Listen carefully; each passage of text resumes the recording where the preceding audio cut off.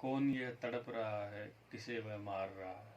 वाह वाह, बहुत खूबसूरत कविता आप पेश कर रहे थे। जो ट्राइबल्स की कहानी है, हर राइटर जो है वो उसकी एक ही मैसेज है जी। और कहीं ना कहीं जो सारे ट्राइबल्स हैं, राइटर्स हैं, वो एक मैसेज देते हैं। क्या इनकी प्रॉब्लम्स जो हैं जी। वो भी एक हैं। जी। इस कॉल की रोशनी में आप क्या कहेंगे? देखिए, दुनिया के तमाम जो आदिवासी समुदाय हैं, उनको जो बाहरी समुदाय हैं, गैर आदिवासी समुदाय हैं, उनसे हमेशा से संघर्ष करना पड़ा है और उनकी जितनी भी समस्याएं हैं वो उसी गैर आदिवासी समुदाय की वजह से सामने आई हैं। चाहे वह उनके विस्थापन हो, उनकी सांस्कृतिक जो संस्कृति थी जो उसका, तो हम बात कर रहे थे कि आदिवासी समुदाय जो दुनिया के हैं, उनके सामने जो समस्याएं हैं उनके बारे में। तो जैसा कि मैंने कहा कि जितने भी आदिवासी समुदाय हैं दुनिया में, तमाम दुनिया में, उनके सामने अगर कोई समस्या आई है तो वो गैर आदिवासियों से उपजी हैं जी। उनके माइंड सेट की वजह से उपजी हैं। भले ही उनका अपने जो नेटिव प्लेस है उनसे विस्थापन रहा हो, या फिर उनकी जो सांस्कृतिक अतिक्रमण रहा हो, विसंस्कृतिकरण रहा हो, या फिर इस विसंस्कृतिकरण की वजह से गैर आदिवासी समुदायों के इंटरेक्शन की वजह से उनका जो डिट्राइबलाइजेशन हुआ हो, ये सब कहीं न कहीं उनकी जो समस्याएं हैं गैर आदिवासी समुदायों के बेजा दखल की वजह से पैदा हुई हैं। बाहरी समुदाय अपनी आकर्षक नीतियों के चलते आदिवासी समुदाय को थोड़ा नीचा समझते हैं, या फिर जो भी उनकी मानसिक अवधारणाएं हैं वो आदिवासी समुदाय को एक कमतर समुदाय आंकने की रही हैं। जी। तो ऐसी ही एक कविता मैंने लिखने की कोशिश करी है जो आपको मैं सुनाना चाहूँगा। जी जी जी। कविता का शीर्षक है जंगल का कानून। जी फरमाइए। उन्होंने कमर कस ली है प्रकृति को उजाड़ने की। उन्होंने मतलब जो गैर आदिवासी समुदाय हैं उनके लिए लिखा है कि उन्होंने कमर कस ली है प्रकृति को उजाड़ने की। प्रकृति को उजाड़ने के लिए ही एक किताब लिखी। किताब के पन्ने भी बांस की लकड़ी से बनी लुगदी के थे। वाह। उन्होंने कलम चलाकर किताब में कुछ अध्याय लिख दिए। कमाल देखिए, कलम भी लकड़ी की बनी थी। कलम में जो स्याही थी वह भी उन्होंने नील के पौधे से उधार ली थी। वाह वाह। यह कहकर कि हम तुम्हारे हित के लिए नियम बनाएंगे। वाह। नील के पौधे ने सहर्ष दे दिया अपना सब कुछ, यह सोचकर कि इससे उसका और उसके जैसों का हित होगा। इंसान ने नील को कूटकर उसका रस निकाला, बांस को कूटकर कागज बनाया और लिख दिया जंगल का कानून। अब जंगल में जो भी होगा किताब में लिखे अनुसार होगा। पेड़ उगेंगे तो मानने होंगे उन्हें इंसान के बनाए जंगल के कानून। क्या बात। पेड़ उगेंगे तो उन्हें मानने होंगे इंसान के बनाए जंगल के कानून।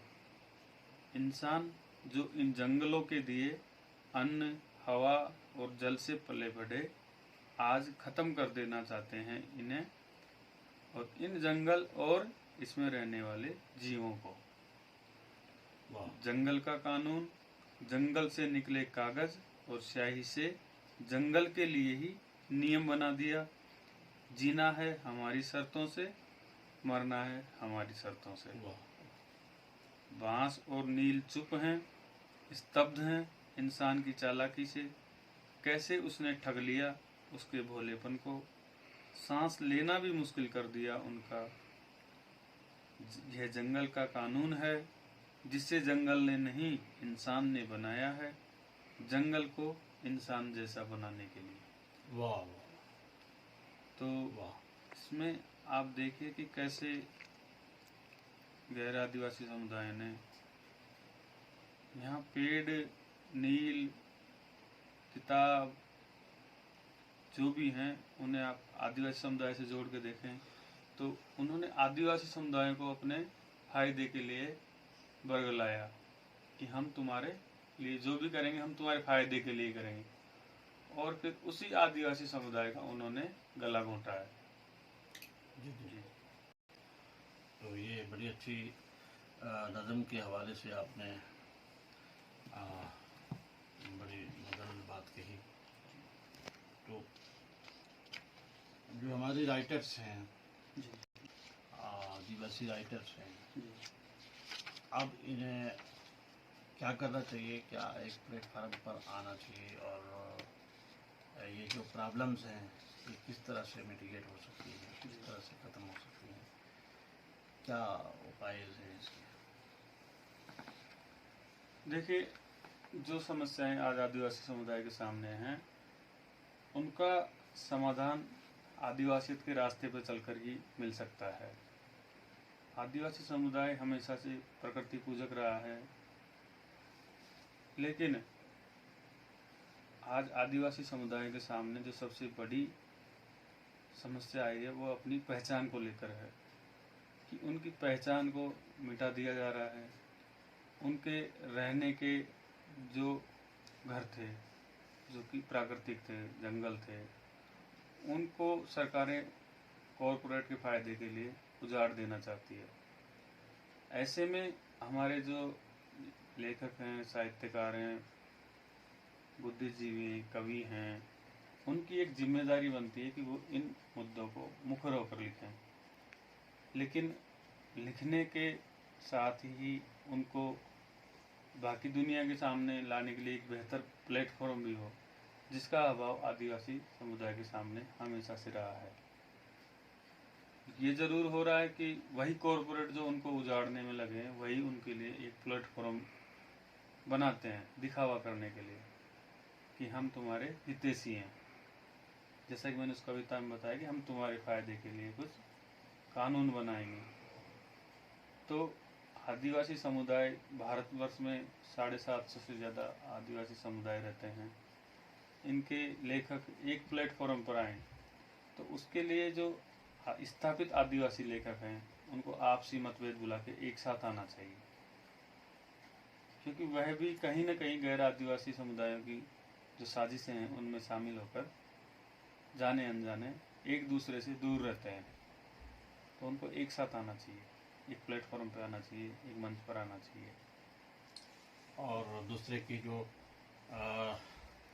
प्रॉब्लम्स हैं और उनको भी समझना चाहिए और उनके जो आपसी जो तजाद हैं उनको किनारे अलहदा छोड़कर उनसे किनारा कशी करके एक प्लेटफार्म पर आकर उनका ज़्यादा हो सकता है।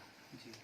हमारे जो लेजिस्लेचर में लोग हैं, आदिवासी के लोग जो हैं, उनका क्या रोल बनता है इस हवाले से कि कानून में या क्या उनको क्या क्या करना चाहिए?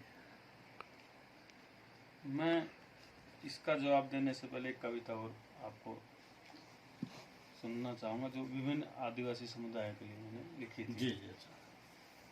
और ये कविता मैंने लिखी थी वर्ष 2019 में, जब सोनभद्र जो उत्तर प्रदेश में एक जिला है सोनभद्र, उसमें गोंड आदिवासियों का नरसंहार किया गया जुलाई के महीने में वर्ष 2019 में।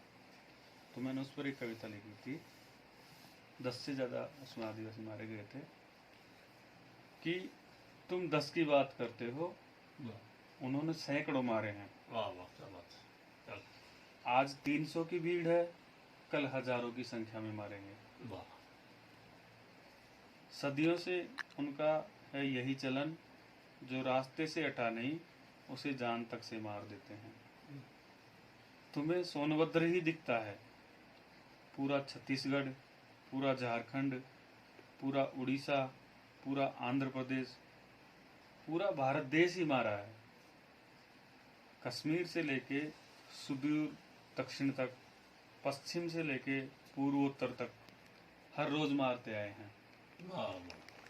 फिर आज यह इतना कोहराम क्यों, झूठा ये विलाप क्यों? अभी तुम तक नहीं पहुंची लपट यह, तब तक चुप्पी साध लो तुम। वाह। मरने दो जो भी मरता है, हम्म। अपना क्या जाता है। वाह। हमारा प्रदेश भिन्न, बोली भाषा और पहनावा भिन्न, इसलिए रह गए दूर दूर। नहीं सुनते हमारे कान वह क्रंदन, जब मरता है कोई झारखंड में, जब लुटती है अस्मत छत्तीसगढ़ में, हम वाह वाह। चुप रहते हैं उड़ीसा पर, वाह वाह, आंखें बंद कर लेते हैं इन हालात पर। वाह। फिर सोनभद्र को तो रोना ही था, इन हालातों को तो होना ही था। कहीं गोंड कहीं खड़िया का भेद, कहीं गोंड कहीं खड़िया का भेद, कहीं मीणा कहीं मुंडा का भेद। वाह। भूमीज खासी गालो आदि, निशी कहीं आपातानी का भेद। वाह। कहीं दिशा कहीं भूमि का भेद, कभी मिट नहीं सकता है ये। हर जगह पर अपनी सभी, हर जगह पर अपनी सभी हैं श्रेष्ठ। फिर भी समय की ये दरकार है, सब साथ उठें, विरोध करें। प्रतिरोध का जो स्वभाव है उसको मुखर और बुलंद करें, वरना मिटना तो है ही एक दिन। तब तक तो आत्मसम्मान के लिए लड़ें। वाह। तो हमें जो आपसी मतभेद हैं, मतभेद तो खैर नहीं है आदिवासी समुदायों के बीच आपस में, क्योंकि सबकी एक अपनी संस्कृति है, तो उन्हें एक साथ आना चाहिए, क्योंकि उनके जो मुद्दे हैं वो एक जैसे हैं, उनकी जो समस्याएं आज एक जैसी हैं। उनकी बोली पर, उनकी संस्कृति पर, उनके अस्तित्व पर, उनकी अस्मिता पर जो संकट है वो सब जगह एक जैसा ही है, भले ही उसके रास्ते अलग हों। तो आपने जैसे कहा कि जो लेजिस्लेचर है उसकी क्या जिम्मेदारी बनती है, तो हमारे जो लोग लेजिस्लेचर में हैं उनकी एक बहुत बड़ी जिम्मेदारी है कि वो हमारे समुदाय के प्रतिनिधि हैं, प्रतिनिधित्व कर रहे हैं हमारे समुदाय का, चाहे वो कोई सा भी आदिवासी समुदाय हो। वो अपनी आवाज़ को मुखर होकर उठाएं, न कि किसी राजनीतिक पार्टी के या किसी कॉरपोरेट के या किसी सरकारी विभाग के गुलाम है, क्योंकि उनको आखिर में जाना अपने समाज के बीच ही है।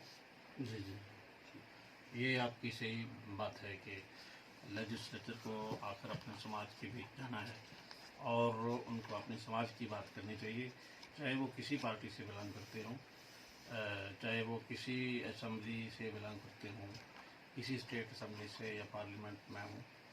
उनको अपने आदिवासी जो समुदाय है उसकी बात रखनी चाहिए, और उसकी बात रखने से ही वो अपना जो है हक अदा कर पाएंगे।